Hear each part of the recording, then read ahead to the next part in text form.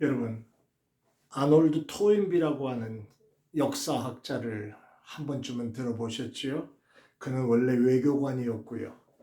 그는 세계 문명에 대해서 깊은 관심을 갖고 있다가 27년 동안 인류의 23개의 일어났다 사라진 문명에 대해서 연구하여 역사의 연구를 집필합니다. 그는 문명이라고 하는 것이 시작하고 성장했다가 해체되는 그런 사이클로 진행된다는 것을 거기서 분명히 밝히고 있습니다. 문명이 해체되는 단계에 들어서면 그것은 공동체의 위기이기도 하면서 동시에 도전이 된다는 것도 그는 기록하고 있습니다. 이 도전에 과감하게 도전하는 문명을 새롭게 이끌어가는 사람들이 있음을 그가 얘기하면서 토인비는 그 사람을 창조적인 소수라고 하는 말로 표현을 하고 있습니다. 여러분, 우리가 살고 있는 이 시대에도 정말 위기가 문제가 아니라 이 위기를 잘 풀어갈 수 있고 거기에 도전하여 잘 이겨낼 수 있는 창조적인 소수가 있느냐 없느냐가 문제이겠지요.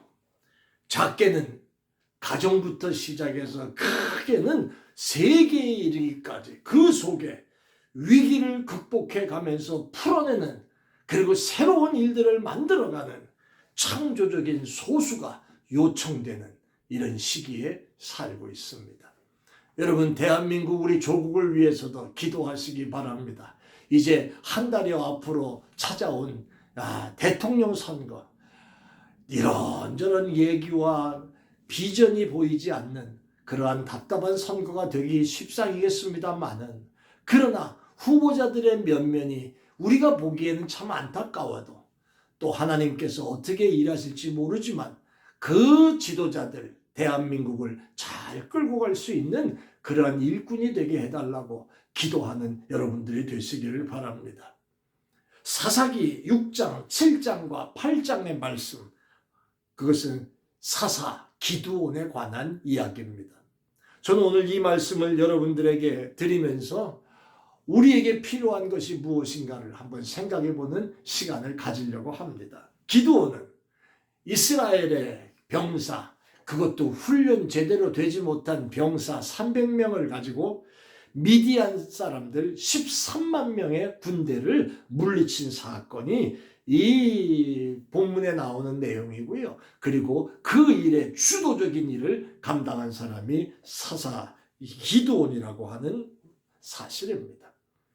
기드온이야말로 해체 일로에 있던 이스라엘 문명을 다시 회복시키는 그러한 창조적인 소수 그 사람이 아닌가 싶습니다.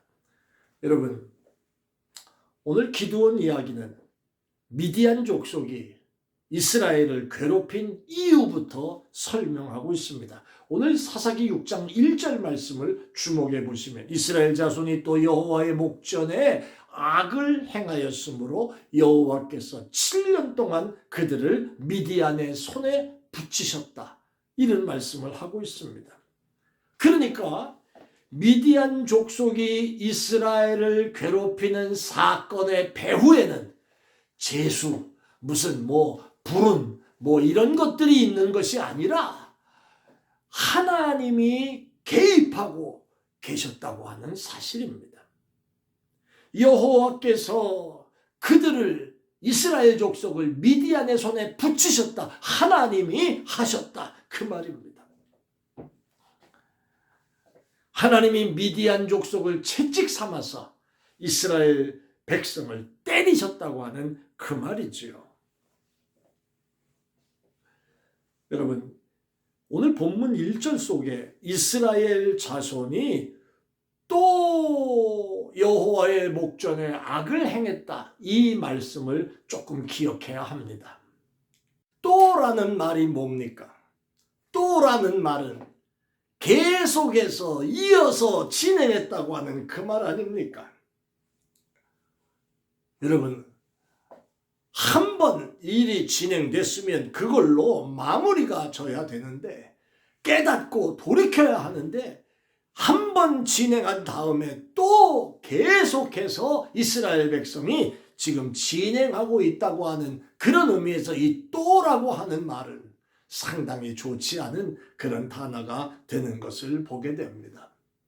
여러분, 우리가 자동차를 타도 우리가 자동차에 기술이 없는 분들이 대부분입니다만은, 그래도 적어도 오일 교환이라도, 적어도 타이어 상태라도 사전에 미리미리 좀 보면서 정비를 잘 해둔 사람과, 사고가 난 다음에 그 다음에 자동차를 수리하는 사람과는 자동차를 사용하는 일들에 대한 내용이 많이 다른 것을 보게 됩니다.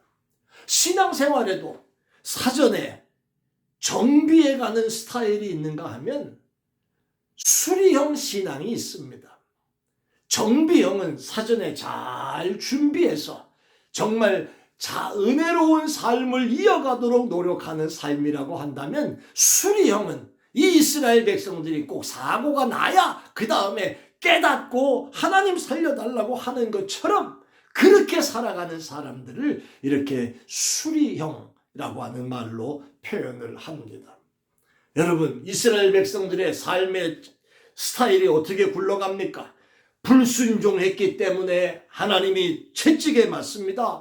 채찍을 때립니다. 그 다음에 채찍을 맞았기 때문에 아프다고 회개합니다. 그 다음에 다시 하나님이 회복시켜 줍니다. 그 다음에 또다시 불순종합니다. 이게 이스라엘 백성들의 삶의 모습이었고요. 이것이 바로 수리형 인간들의 모습이라 이 말입니다. 그것이 저와 여러분들의 모습이 혹 되지 아니하는가 한번 생각해 보시기를 바랍니다. 정비형 인간은 어떤 인간입니까? 사전에 잘 될 때 준비하고 뭐 부족한 게 없나 살피고, 그리고 더 연구하고 더 깨끗하게 더 잘하려고 애쓰는 그런 모습인 것처럼, 잘 될 때 기도하고 평안할 때 내 신앙생활 돌아보고, 잘 나갈 때 하나님과의 관계를 살펴보고 내가 더 부족한 게 없는가를 살펴보면서, 이런 사람이 신앙의 정비형입니다. 이런 사람은 어떻게 신앙의 사이클이 돌아가냐 하면, 은혜 중에 기도함으로 더 큰 은혜와 힘을 받고, 더 큰 은혜와 힘을 얻었기에 더 열심히 봉사하고, 더 열심히 봉사하기에 더 큰 축복을 받고 더 큰 은혜를 받고, 할렐루야, 이렇게 삶이 바뀝니다. 여러분의 신앙생활은 이렇게 아름답게 흘러가는 선순환의 삶입니까? 아니면 매맞고 깨닫고 회개하고 그 다음에 간신히 회복되고 또 매맞고 이런 모습으로 가는 그런 삶, 악순환의 신앙의 모습이 아닙니까? 여러분, 어떤 모습입니까? 이스라엘 백성들은 전형적으로 이 정비형 인간들이 아니고 수리형 인간들입니다. 이것이 사사시대의 백성들의 모습이었습니다. 참 미련하고 우둔하고 바보스럽지요. 불순종할 때 하나님의 채찍을 알았다면 그들이 이런 실수를 하지 않았을 겁니다. 자, 또 여호와의 목전에 악을 행하였다. 또 이 말이 오늘 말씀을 전하는 종의 모습이나 여러분의 모습 속에 아픔으로 우리가 느껴지는 말이 되지 않기를 바랍니다. 자, 기드온은 어떤 사람이었습니까? 여러분이 기드온은 바로 300명의 용사를 가지고 변화무쌍, 용감무쌍한 그러한 장수인 것처럼 싸운 사람으로 우리가 기억합니다마는, 기드온은요 사실 아주 소심하고 겁쟁이였던 것을 보게 되지요. 사사기 6장에서 몇 구절을 한번 생각해 보면 11절 말씀 보니까, 요아스의 아들 기드온이 미디안 사람에게 알리지 아니하려 하여 밀을 포도주 틀에서 타작했다. 아니 당당하게 밀을 거의 털어가는 그 틀에서 해야지 왜 포도주 틀에 숨어가지고 합니까? 그 앞에 말씀이 나옵니다. 미디안 사람들에게 알리지 않게 하기 위하여 겁쟁이라는 말입니다. 기도는 어떤 사람입니까? 사사기 6장 27절의 말씀 보니까 하나님께서 기드온에게 바알의 신을 헐어라 라고 하는데 명령은 따라야 하겠고 사람들의 이목은 두렵고 그러다 보니까 밤중에 슬그머니 가서 몰래 헐어버리고 재빠르게 도망 나옵니다. 또 한 군데만 보지요. 사사기 6장 39절의 말씀 보니까 하나님이 이스라엘을 위하여 싸우러 나가라 하니까 못 믿어서 아이고 하나님 징조를 좀 보여주십시오. 아이고 난 겁나서 못하겠습니다. 한 번만 더 화내지 말고 좀 도와주십시오. 사사기 6장 39절에 나오는 말씀입니다. 얼마나 기드온이 미약한 존재인지, 얼마나 졸장부 정말 별 볼 일 없는 청년이었는지 잘 알려주는 내용들입니다. 그런데 어떻게 기드온이 큰 용사요 라고 하는 말을 들을 정도로 이런 사람으로 진행이 됩니까?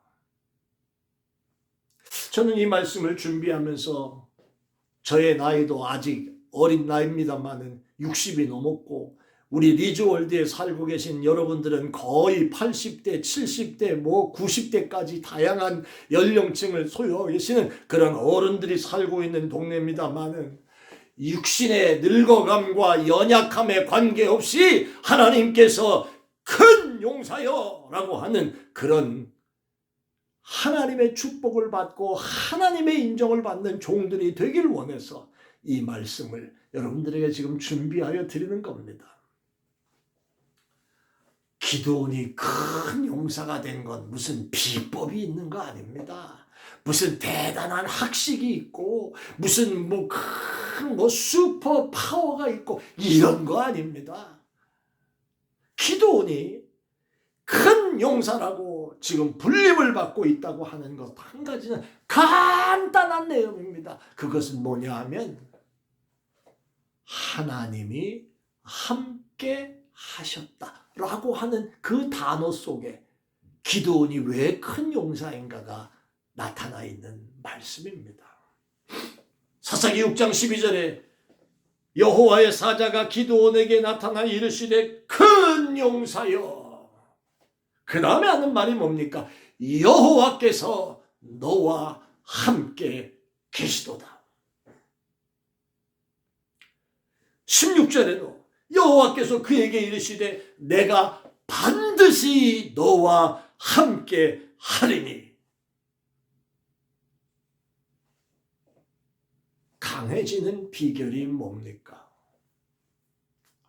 제가 요즘 이런 생각을 해봅니다. 우리 리즈월드 안에는 짐, 체육관이 아주 좋은 시설이 있지 않습니까? 가끔씩 거기 가보면 노년의 건강을 유지하려고 아주 발버둥을 치면서 애쓰시는 분들의 모습을 많이 봅니다. 다리가 불편하고 또 몸이 연약하고 그러니까 힘을 얻고 건강하게 살기 위해서. 그런데 제가 이런 생각을 해봅니다. 건강하게 그렇게 강건해지려고 노력해도 정신이 바뀌어지면 어떻게 되겠습니까? 정신이 병들고 그리고 문제가 생기면 그 육신의 건강, 그게 무슨 의미가 있습니까? 기억력도 없어지고 판단력도 없어지고 생각도 없어지고 이러고 살아가는 모습이 몸 건강하면 뭐 하겠냐 그 말입니다. 하나님이 함께 하시는 사람, 영혼이 잘 되고 범사도 잘 되고 육신도 강건하고 영혼도 잘 되고 정신도 잘 되고 여러분 모든 면에서 하나님이 지켜주시는 사람이 바로 하나님이 함께 하시는 사람이라 그 말입니다. 저는 여러분들이 내가 반드시 너와 함께 하리라, 여호와께서 너와 함께 하시도다 리조올드에 살고 있는 우리 그리스도인들, 우리 유니온 교회 식구들, 사랑하는 여러분, 이런 말씀을 하나님께로부터 받고 승리하는 여러분들 되시기를 예수 이름으로 축원합니다. 누가 능력 있는 삶을 삽니까? 돈 있는 사람이 삽니다. 그렇습니까? 예, 요만큼 그럴 수 있습니다. 그러나 그게 중요한 게 아니고요. 하나님이 함께 하시는 사람이 능력 있는 삶을 삽니다. 누가 능력 있는 목회를 합니까? 하나님이 함께 하시는 사람이 당연히 능력 있는 목회자가 되겠지요. 누가 능력 있는 삶을 살고 직분을 감당합니까? 하나님이 함께하는 직분자들이 교회를 섬기고 자기에게 주어진 사명을 감당하는 종들이 되는 겁니다.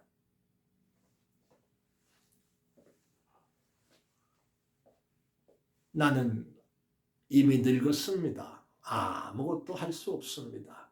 나는 연약합니다. 여러분, 천만에요. 로버트 슐러 목사가 쓴 상처를 역전시켜라 라고 하는 한국말로 번역된 책을, 거기에 나오는 이야기 하나가 이런 이야기가 있습니다. 이란의 테헤란의 한 왕궁에 들어가면 돔 형태의 건물에 천장에다가 온통 다이아몬드로 박아놓은 것 같은 그러한 장식, 아주 휘황찬란한 벽을 보고 놀라게 된답니다. 거기에 햇빛까지 쫙 들어오면 완전히 번쩍번쩍거리는 그런 모습을. 근데 자세히 들여다보니 그것이 다이아몬드가 아니라 깨진 유리 조각을 다 붙여놓은 거예요. 그것을 만들게 된 이유가 있습니다. 본래 이 왕궁을 건축하던 건축가가 왕궁의 출입문을 아주 고급 유리로 장식하기 위해서 프랑스에서 대형 거울을 주문했답니다. 그런데 거울이 도착하면서 깨져 왔는지 아니면은 실수로 운반 과정에서 깨트렸는지 이미 깨져버리고 말았습니다. 건축자들은 이 깨진 유리를 내버리려고 했습니다. 근데 어떤 사람 하나가 이렇게 건의를 합니다. 깨진 유리 조각을 버릴 것이 아니라 이 깨진 유리 조각을 잘게 부셔가지고 그것으로 천장에 모자이크를 한번 한다면 아마 더 멋진 모습이 되지 않을까라고 하는 아이디어를 냈습니다. 그리고 깨진 유리 조각을 가지고 일부를 붙여봤습니다. 그랬더니 햇빛이 딱 들어오는 그 시간에 다이아몬드처럼 번쩍번쩍 빛이 나면서 찬란한 빛을 반사하는 겁니다. 하나님께서 저와 여러분들 속에 들어오셔서 하시는 일이 이런 일입니다. 이미 나이가 들어 늙어가지고 깨진 유리같이 되셨습니까? 이미 병들어서 아무것도 할 수 없다고, 나는 깨진 유리처럼 됐다고 그렇게 생각하십니까? 나는 배운 게 없어서 깨진 유리나 다름없다고 그런 생각을 가지고 사십니까? 나는 몸이 약해서 깨진 유리나 다름없습니다. 그러십니까? 사랑하는 여러분, 실패의 조각을 모아서 찬란하게 빛나게 하시는, 다이아몬드보다 더 빛나게 하시는 놀라운 작품은 우리가 못나고 못 배우고 건강치 못하고 연약해서가 아니라 하나님이 하시는 줄 깨달으시기를 바랍니다.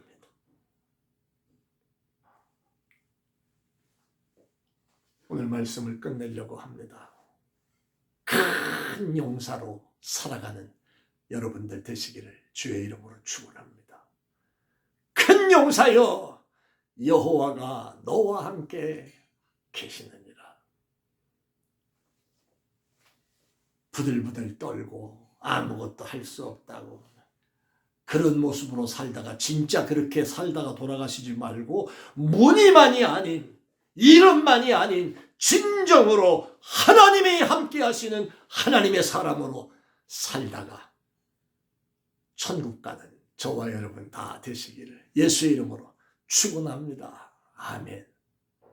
은혜로우신 아버지 하나님, 하나님의 사람으로, 하나님의 용사로, 하나님이 함께 하시는 사람으로 살아가는 우리의 모습이 되게 하여 주옵소서. 예수님 이름으로 기도합니다. 아멘.